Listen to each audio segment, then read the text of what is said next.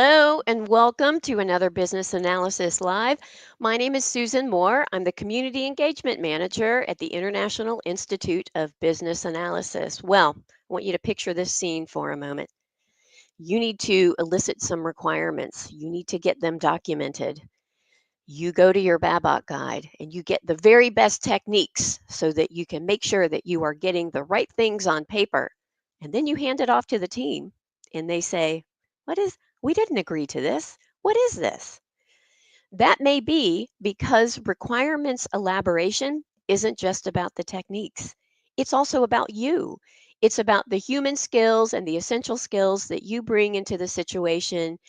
And that has a lot of impact on whether that documentation accurately and completely reflects the thing that needs to change. Well, today I have got a colleague, a friend from a sister organization who also talks about requirements elaboration. We're going to talk about the soft skills, which are not soft, they're not optional or easy sometimes, but we're going to talk about the soft skills that are needed for really good requirements elaboration. And we want to make sure that you ask your questions. So um, you're going to have somebody that is talking about this today. So make sure that you ask your questions. And I am bringing on stage now our friend Stan Buehne from the International Requirements Engineering Board. Welcome, Stan. Hi, Susan, and welcome everybody. Yeah, Thanks for having me here today. yes. Well, it's been a little bit. It was about 2 years since we That's since true. we last saw you. And maybe before we get into our topic today, maybe tell the folks a little bit about yourself, about requirements engineering and IREB, the board that you're part of. Yes, of course, sure. So, as Susan already mentioned, my name is Stan Buehne. I'm working for IREP. I'm the managing director of IREP. IREP is the International Requirements Engineering Board. This was founded more or less 20 years ago in 2006. So next year we have our 20th anniversary, and so we will celebrate it probably. And the intention of IREP was to bring requirements engineering on the one hand side to life and also to the people outside the world, and just to professionalize the idea of requirements engineering. And that's what we are doing worldwide, quite successful, I think. And we are, since a while, since several years, we have an alliance with the IIBA, and that's why I'm here today to talk about RE and business analysis with Susan. Yeah, when you last visited with us in 2023, we were talking about that intersection of requirements engineering and business analysis. There's quite a bit of overlap in between what we do, and certainly folks that are doing requirements engineering are using business analysis skills. Um, and so we talked a little bit about the focus of requirements engineering. So why don't we maybe just talk briefly about what is the focus of requirements engineering? What are the intended outcomes of that practice? Yeah. So if you ask me and if I should answer in short time, so in general, I think when talking about requirements engineering in a, let's say, easy sentence, it's about minimizing the risk that you build the wrong product. And building the wrong product means that you build something that the people's expectations are not met. And this is, for me, in a short sentence, what requirements engineering is about. Yes. Yeah. So I have followed IREB for a number of years. I know you've got a newsletter that you send out. You've also got certifications. I've looked into some of those. And in fact, you know what? For the folks listening, if they are not familiar with IREB, I am going to Jenny and I are going to drop in a link so that you guys can find out more about that. Um, so so we've established that there's some overlap in what we do, and clearly getting complete, accurate, good requirements requires soft skills. That's our premise for today. So let's dive into that. Before we do, I just want to remind our viewers today, or our listeners, that you can ask us questions because we're live right now. I mean, we're really here. chit-chatting about this. Here you go. That's my banner. So drop that into the comments, and we're going to take some of your questions a little bit later. All right. So let's first define what we mean by soft skills. I said at the top that I didn't think they were easy or optional. They're kind of required for the work that we do. So, what do we mean when we say soft skills? When we think about requirements engineering? So for me, when talking about requirements engineering, I mean, the funniest thing is, maybe starting with this, when we talk about requirements engineering, many people see the outcome, what is probably the software requirement specification, or maybe on the other hand side, if you're working in an agile environment, it's a backlog with user stories, epics, and maybe some other stuff. But this is only the outcome. So the way to come to these documents, or to come to your product backlog, is the process, what we talk about in requirements engineering, and to prepare the right requirements, to write them down exactly. There's a lot of people work included, because you need to talk to your stakeholders. You need to find out what they really need. You need to understand what they do expect. You need to understand their fears, and also what is really needed from a business perspective. That's why what business analysts probably do. And when talking about soft skills, for me, it's super important that people are able to see through other people's eyes, that they will understand their real concerns, their issues, that they also maybe understand what are their fears. On top, when I'm doing requirements engineering, I always see myself as a kind of facilitator or coach. You need to help people to get more understanding on a certain topic, to understand maybe their issues, to understand their faults, to understand their troubles, and that they have with their daily work. And so this is something like being a kind of facilitator or mentor and helping them. And for sure, I mean, what's also for me a kind of thing that's super important is curiosity. That you really ask why this is really happening, and you try to understand the goal of people's, and you really try to understand what's really happening, what's going on, what's driving people. And these are a few examples for soft skills from my side. Susan, are there any more?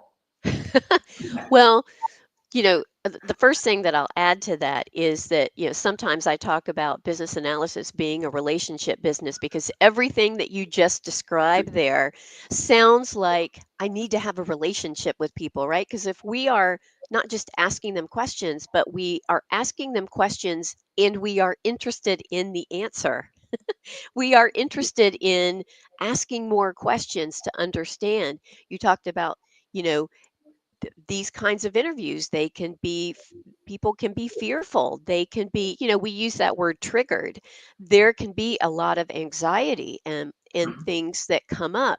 So I do think it's important for us to think about, in part, yep, what are good techniques that give us good outcomes, but also what are things that we can be doing as the professional asking the questions? What are the things that we can be doing to make people feel comfortable, to understand where they're coming from? You've probably heard that phrase, psychological safety. How are we creating environments where people can feel comfortable sharing information Absolutely. with us? Um, because that's how you're going to get the best information, is by making people feel comfortable and heard, and that you are really curious about what they have to say. So I agree with everything that Yeah. that you say there. I think that's really important. Yeah. So And maybe on top, just raised up in my head, we also had a discussion on that mindset is a quite important point on this. So it doesn't matter. So one thing is preparing for a meeting, which is tells us before starting the live sessions. yep. Also preparing a meeting. This is super important. Mindset of the one who's operating the meeting is super important. Just to be clear with your expectations. What do you expect from the other side? Why are you talking to those people? And for me, this is a lot about transparency, making people clear what you're trying to do, what is the future intention that you are trying to reach, and the clearer this is for the participants joining these discussions, the less fears, the less conflicts, and the less restriction you have. Yeah, that word transparency is big Yeah, because I think if people feel like they don't understand the motives, your motives, or your agenda and what you want to achieve, sometimes they can withhold intentionally because they feel like if they give you information, it could be used against them. So, yeah, being able to see the work that you're doing through the eyes of other people and being as transparent as you can, um, I think is good. And also, yes, full disclosure, we were having a discussion about meetings and how I see good meeting preparation as as a way to show respect for folks. Actually, I've got this book. I've probably shown this book in maybe another episode a long time ago. It's called The Surprising Science of Meetings. And actually, IIBA members, this is in our digital library. There's an audio version and a digital version of that.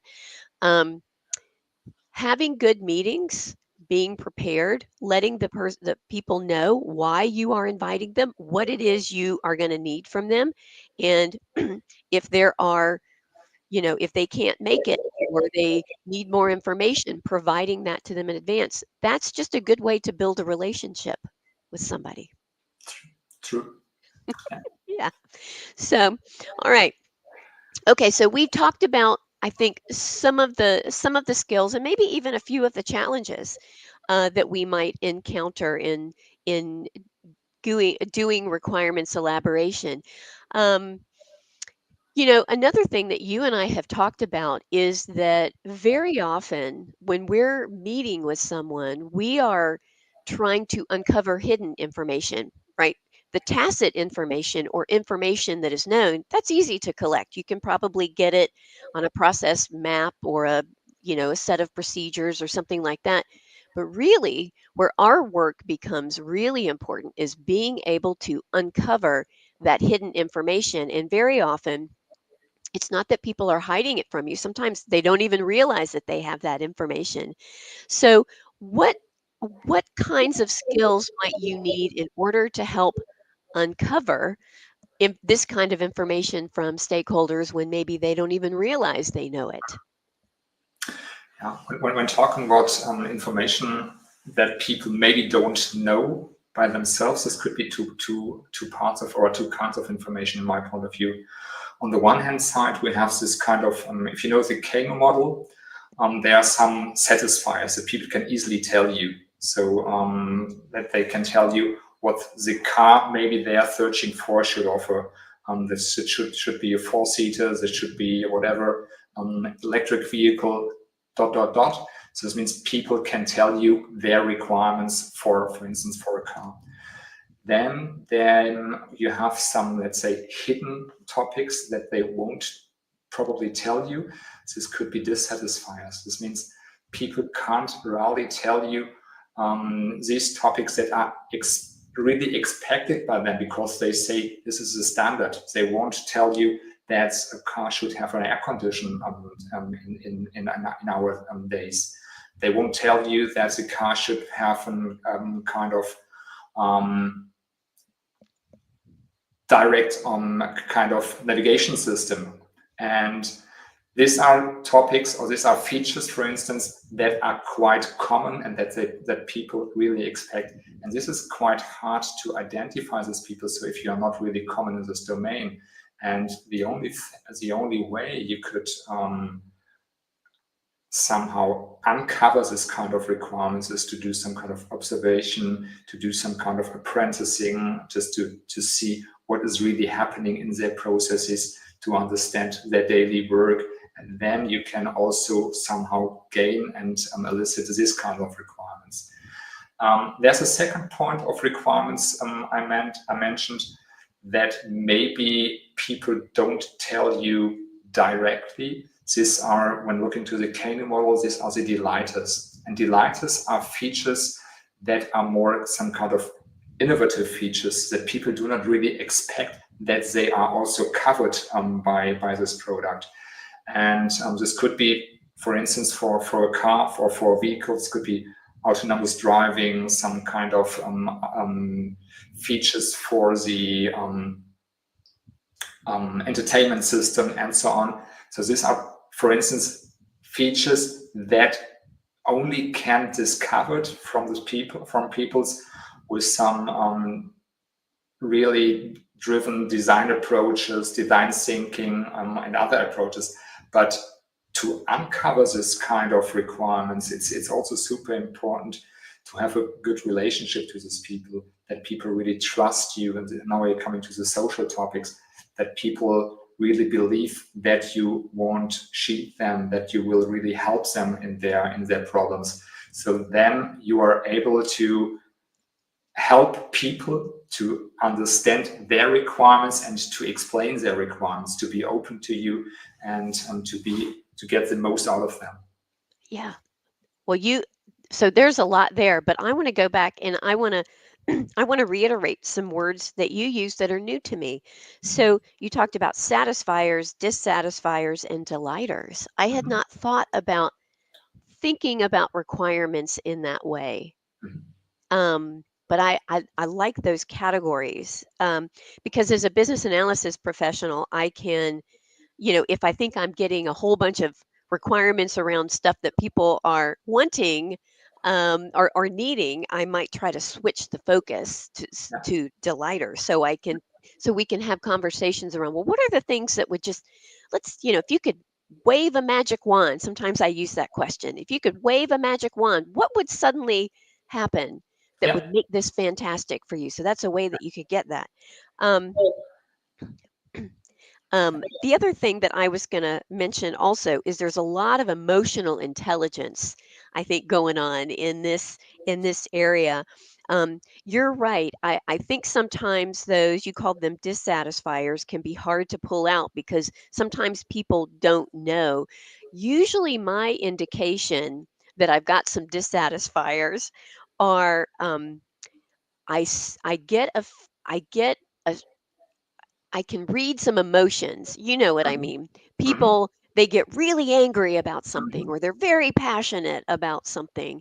And that's usually my cue to poke a little bit. Well, it sounds like this is really annoying to you. Tell me more about True. this thing that you're experiencing Yeah, that's got you yeah, feeling this way. yeah. Yeah. So go ahead. And yeah, and I mean, as you mentioned, when I'm talking about these different categories, on the one hand side, for sure, there are different techniques to elicit this kind of requirements. Yeah. And on the other hand side, it's super important to be, let's say, curious about topics. But also, what's helpful in my point of view is some kind of probing to, for instance, having some kind of prototypes. And prototypes for me is not always a kind of prototypes. It's a piece of software. So, but prototype could also be paper-based prototypes. That's just to talk to people, to show them something, and to validate directly if you are going to the right direction. And when doing this, you directly also see if people are really satisfied with the topics you're showing, or if they say, yeah, okay, that's basic, that's standard, that's nothing that will really solve my problem. And I think this is super important to have this kind of active listening and really dig into these details. If you see or if you feel people are not really convinced with what you are telling them, and then to get more out of them, to get a bit more into the details, what is really their problem, their pain, their daily pain they need to solve, just to understand what's really happening inside of them. Yeah. And actually, I'm going to pull one of the questions forward. So this is from Vadam. Um, I'm gonna the question is, I'm curious about actual techniques, like how you phrase questions to elicit details. But what I heard you say, Stan, is that sometimes when people might feel a certain way about something, sometimes it is because they know what the thing is that is annoying them, but they can't imagine what what would it be that would help them. I mean, sometimes they do, but sometimes they don't. So a technique like drawing a picture, bringing a prototype, doing some kind of exercise where you can get them up hands on and start to build it together so that you have a shared understanding of what is it that you need that would solve this for you, or what is it that show me. Yeah, let's go to the computer and take a look. What is it that happens?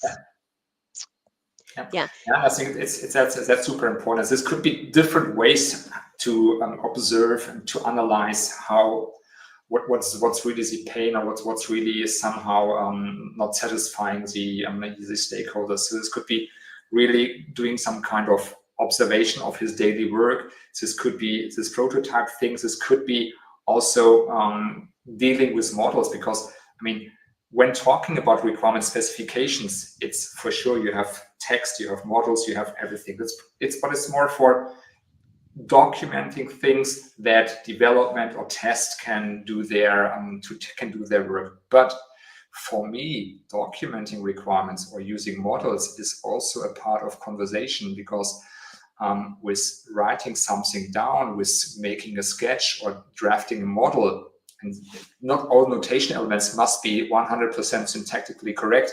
It's only about understanding, and I think this could also help in many situations. For instance, drawing a kind of activity model to see. Mostly people know the happy path, and they can directly tell you the happy path. But what is with the exceptions? What is if a failure occurs? What if certain other conditions are true? And this is quite easy if you use, for instance, you could use a model, could be an activity diagram, could be also some kind of story mapping that you're using. There are different ways, and here it clearly depends on the perspective also of the user, of the stakeholder, because you need to somehow fulfill his needs. You need to support him to understand these topics. Then he can also help you to understand his life and his pains. Yeah. I'm, you know, I am thinking about um, sometimes I relate some of what I do, what I have done as a business analysis professional to my dance career. I don't have a dance career, but I've danced for a really long time. And this is one of those areas that I think maybe has a good example to pull from. I sometimes we very often try really hard to ask exactly the right question in the right way to get the information we need. And what you're saying is sometimes it's not the words that are going to get you Yeah. to where you want to be. It's the showing, not telling. So, for example, when I learn new choreography for a dance, um, I it probably I work with an instructor who, by the way, is showing me and also telling me how that dance is going to flow. And then at a certain point, it just becomes muscle memory. So if you were to ask me, Susan, that step that you're doing in the, third stanza or the bridge, what are you doing? I would have no idea because I just do it. And I can't describe it to you, but I can show it to you. And so sometimes that thing that I think can help to unlock people is by the business analysis professional feeling comfortable drawing pictures, whether that's a model or a prototype or a diagram of something. Sometimes that picture can unlock understanding for your stakeholder. Yeah, true, absolutely. Yeah. Absolutely. So, Vadam, that would be my I think our suggestion to you is yes, good interview techniques, which by the way, the next two episodes are going to be on asking questions and interview techniques, so you'll want to come back. That gets you so far, but being able to help people um, envision what it is so that you can further that conversation, it really good models make a big difference, I think. True, true. Right. Maybe one additional point to that. I think so. Today we focus on for sure. We focus on soft skills, and I think they are super important to get the best out of it, and to come to a product that's really desired by your stakeholders or by your customers.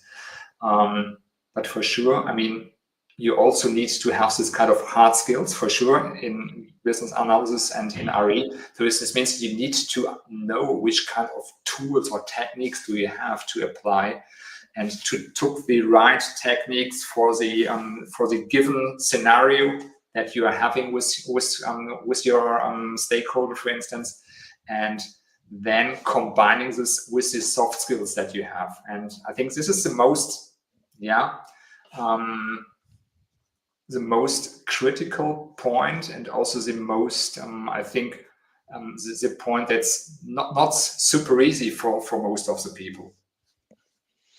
Um, so you're saying the knowing what are the right techniques to use Yeah. can be, yeah. I think you're right. And I have found in my own career that I probably spent the first couple of years working with a different number of techniques, working with a different number of mentors and senior professionals who could help to guide me in learning those techniques. But at a certain point, just like any kind of a carpenter or a plumber or anybody that you has to, be in a situation where they need to know how to troubleshoot and what's going to get them to fix the thing. I think the same is true for business analysis professionals. Knowing all the techniques is one thing, but another soft skill, if as it were, is knowing when to use what techniques. Absolutely. And Yeah. that's really an advanced skill. Yeah. Yeah. And this really makes at the end your competence, because that you can apply different tools and techniques in certain situations. This really makes the competence at the end. So the other thing is only kind of knowledge, that you know there is something, maybe also the skills that you can apply a certain technique, but competence is really with the application for a dedicated situation. Yeah.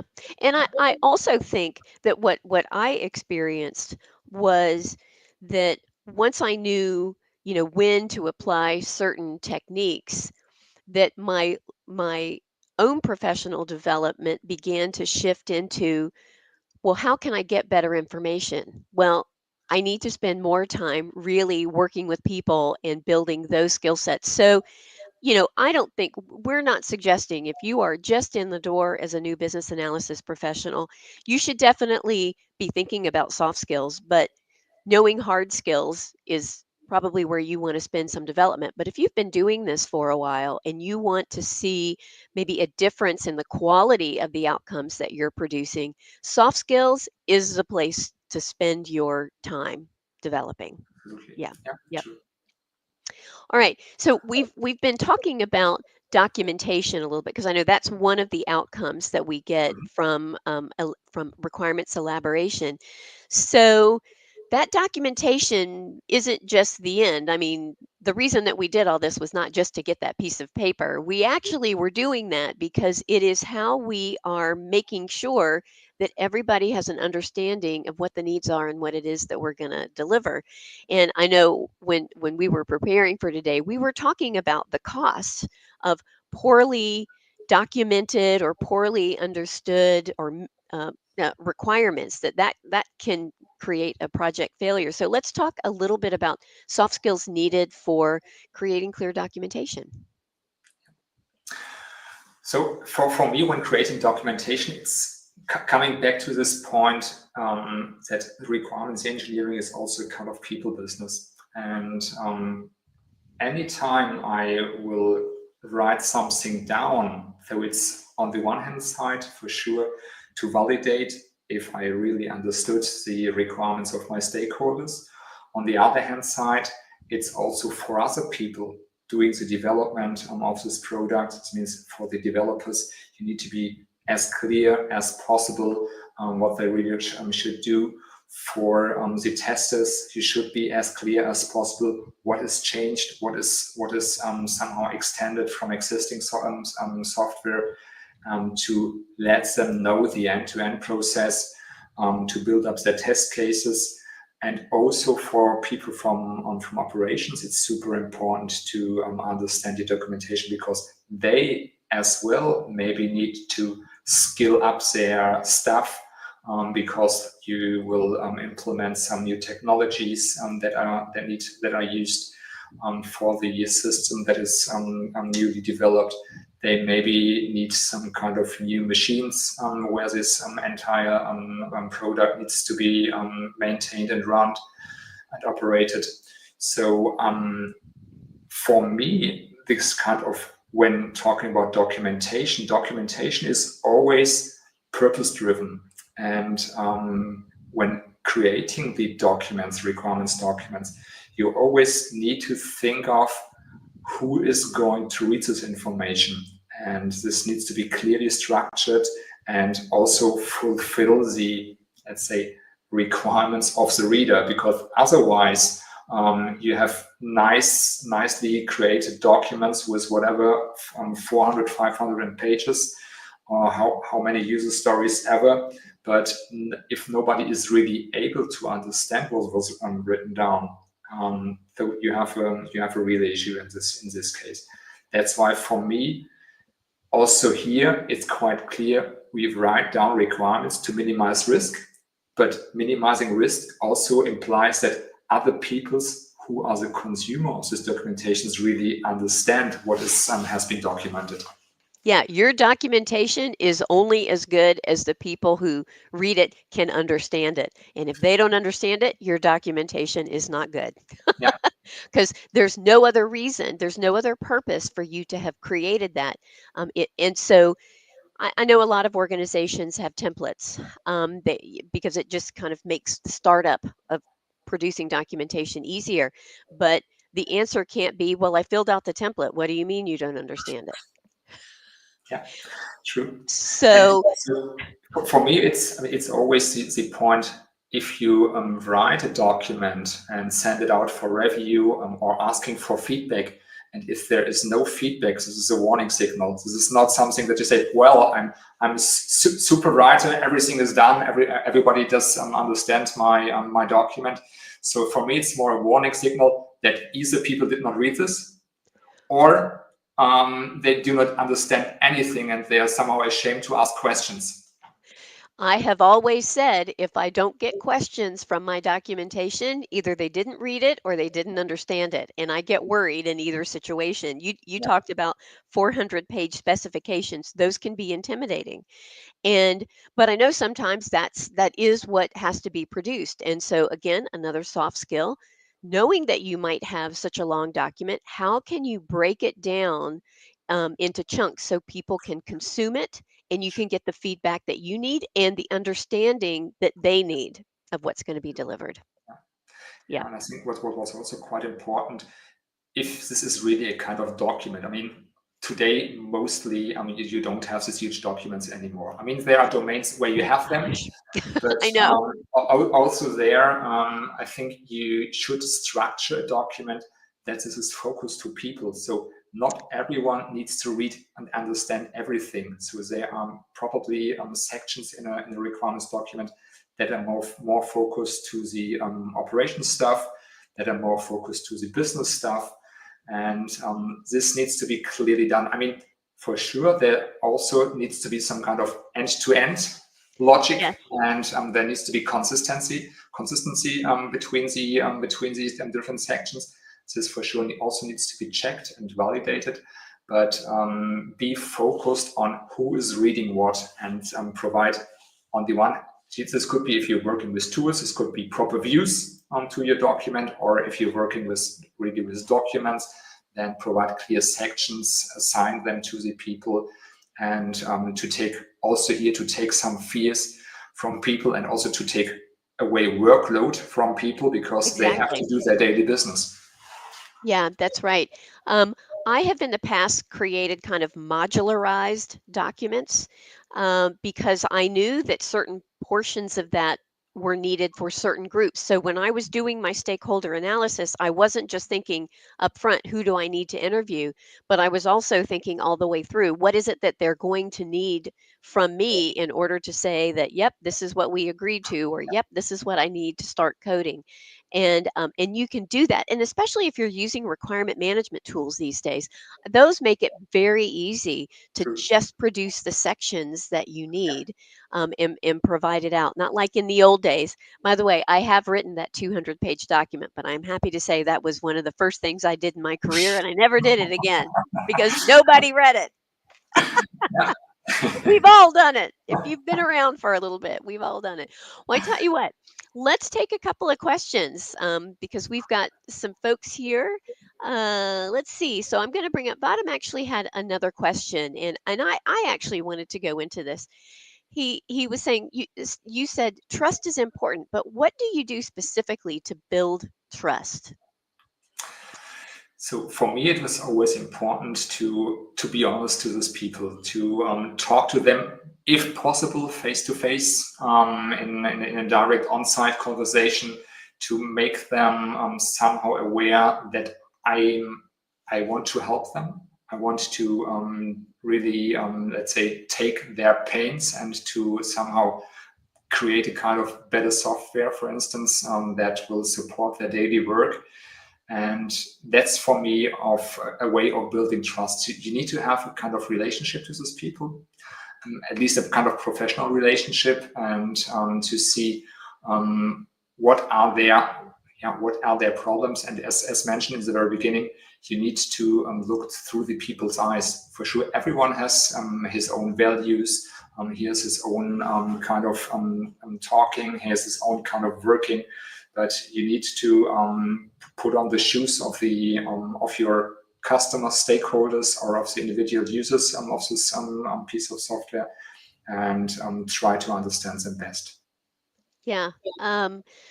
There's a trustworthiness equation. I'm sure you've heard of that. It's in the book called The Trusted Advisor, which is also available in our digital library for IIBA members.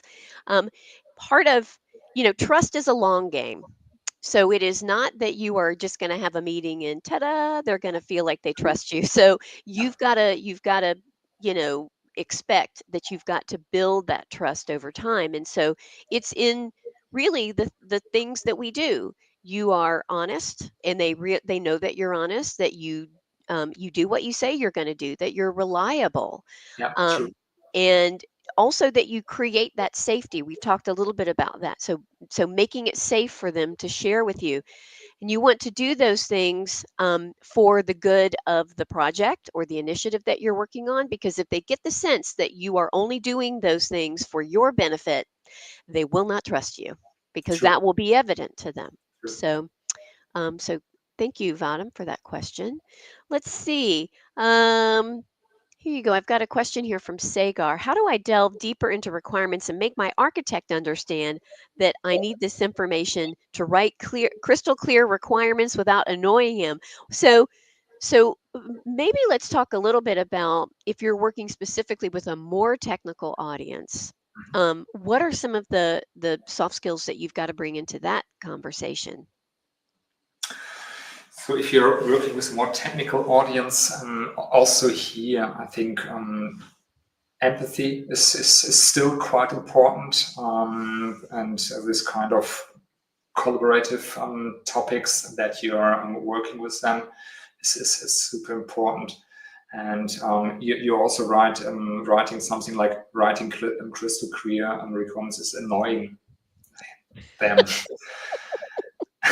I I understand on the one hand side. On the other hand side, I think it's important for both parties, and I think it's important to also create a kind of awareness. Why are we doing this? So we are not doing this because we have fun in writing this. Maybe also the requirements are often written in the same style. This is no kind of poem or whatever.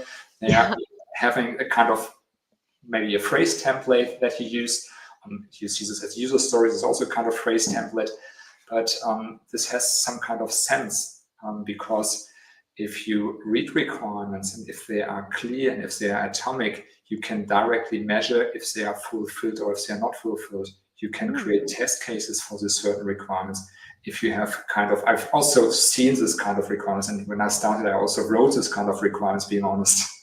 This long paragraphs where you don't know where's the one requirement starting, where's the other requirement starting, or where's the end of another requirement. And they are super difficult to measure and really to implement and also to test. That's why I think also creating awareness, why are we doing this? So we are doing this because we all want to have an efficient way of creating a product and to measure if this product really fulfills all the needs of our stakeholders, but also to see if the one who's implementing this does a good job and really implements what was really requested. Because otherwise you just receive the answer, it was implemented like requested. Yeah. You know what? The first thing I'm thinking is maybe we need to have you come back and talk about building requirements for good testing, because that is a skill in itself. And I know I have had to produce those kinds of requirements that went over to like an automated test team. That would be an awesome topic. When I think about cranky old architects, they can sometimes. I'm married to one, by the way. He's a data architect. And so I know sometimes that they can feel really annoyed. And so that word annoying is Sagar, what stuck out in your question to me, because I do think sometimes those architects, they do have a different mindset. And one of the things that I have done is I work really hard to build good relationships with the technology teams, because even though I've worked on the technology side, I I don't always understand the information that they need or when they need it. And so with that group of folks, I have tended to try to have more personal relationships, um, and do fun things together so that we can build a level of comfort in talking to each other just about stuff, not even project stuff, but just stuff. That way it opens the door to having conversations where you can just be really honest and transparent. Oh, I don't know anything about whatever taxonomies. Help me understand that. And so sometimes that can open the door and make it more comfortable for you to have conversations. Yeah, true. Let's see. All right. So maybe let's take one more question. And this is from Stuart. Stu, hello, Stu. Um, he's actually been a guest on Business Analysis Live. So he says BA relationships with other roles can be plagued with lack of clarity, and boundaries and conflicts can arise. What soft skills come into play in a project or product team interaction? So now, not necessarily talking about the technology side, maybe we're talking about a business side or people that do something similar to us but slightly different. What are some soft skills we might think about here? So, I mean, we quite often have this situation in agile teams, for sure, with product owners. And for me, it's always important that you have a kind of skill set to understand your business, what the business is doing, what are the goals behind. And it was always important for me in a quite early situation in the project when it was called demand management, when they were involved, to get involved with the business departments. And understanding the business departments is similar here. I mean, if you try really to understand their needs, if you try to understand what's really happening, what is driving them, and probably you have different, let's say, different perspectives also in your business departments. Maybe a product owner needs to also to filter on this different perspectives, because on the one hand side we probably have a kind of product marketing who's looking on the revenue, who's really showing that this product needs to be a super product and creating revenue and all this stuff. On the other hand side, you maybe have some guys from the business department who are more have the customer perspective from customer operations. They are fearing that customer is claiming that the customer is not really satisfied with products, that there are some aspects in the process that are not 100% clear. And also there, I think it's also all about mankind. It's all about people. Get them involved, talk to them, try to understand what's really driving them, try to understand why they are somehow resistant to certain topics, try to understand what is really motivating them. And most this has helped Yeah. in my projects. Yeah. Yeah, and I think, when I think about those roles in particular, sometimes we can feel like we are competing with them. Mm. And I think one of the things that we have to do is we haven't talked about self-awareness today, but this is a good time to do it, is you need to be aware that you're not competing with them. They may not completely understand what it is that you're doing, but you're working on the same effort, and it's an opportunity to open the door and hear about the the mindset and the perspective and the focus that they have on the project. It's an opportunity to learn, but I think not competing opens the door to those Exactly. conversations. Yeah. So, Yeah. yeah. Yeah. So thanks, Stuart.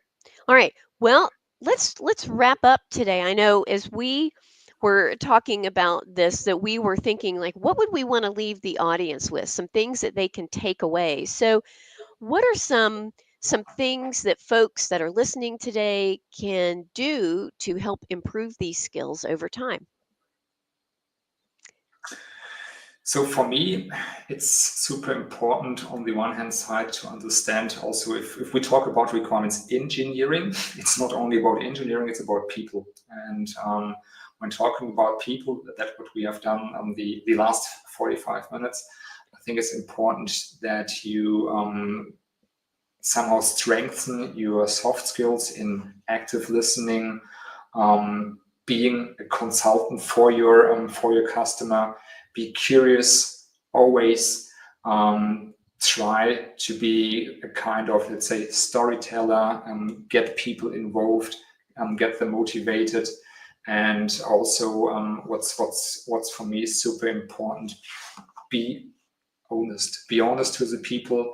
And for sure, this is maybe not some kind of soft skills. This is a kind of value that you have, but this will help to build relationships. And I think these relationships are super important. Yeah, they really are. We really are in the relationship business. I mean, that is how we are going to uncover the information we'll need. I'll um I'll add one other thing, and it's a personal skill, and I know this one can be hard. Be coachable. Yeah. There, because we work in a human, profession, it doing a lot of these things just takes practice. You've got to find your style. So if you are open to feedback and as I like to say, ask for advice. People will give you advice. Mhm. Sometimes they're hesitant to give you feedback, but be coachable. Really take it and think about it. I think that is another thing that can help you. And I know that you would also suggest that to get involved in communities. IREB has a community, Yeah. IIBA has communities, and so that's another way that you can be around people that do what you do, and that's a great way to learn more about some of those skills. So, Absolutely. all right. Well, I think this has been a pretty great conversation. There's been lots of comments today. It was, yeah. Yeah. Yeah, Really I think was. Yeah. yeah, a lot of folks are thinking about this as they're thinking about how do I develop myself. Soft skills are one of those areas. Well, Stan, I want to thank you so much for joining us today, and I'm sure I'm going to be talking with you soon. Okay. Thanks for having me here. Bye bye. Yeah, thanks. Take care. All right. And so that is it for today. But don't forget, we're going to be back in 2 weeks. And I think I mentioned today is just the beginning of when we're starting to talk about soft skills. Next time, I'm going to have Jamie Champagne on as our guest, and we're going to talk about how to ask good questions. I saw in some of our comments today, you want to know how to ask good questions to get better requirements. Well, join me 2 weeks from today, same time, and you can find the answer. So we'll see you then. Bye bye.